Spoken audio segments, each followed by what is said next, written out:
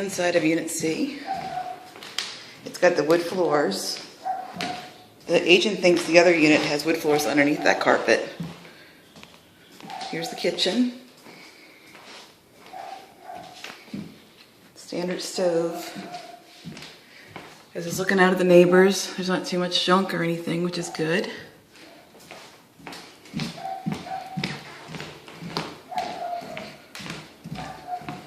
Hall closet.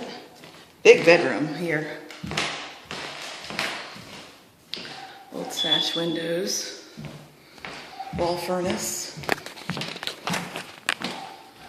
There's a smaller bedroom. Big closet.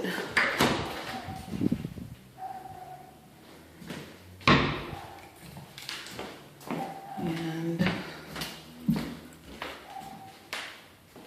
bathroom. I think you could use tile work and refinishing the tub. And another hall closet. The floors are in pretty good shape. They could be buffed out. So this is Cook Street, 825 Cook Street.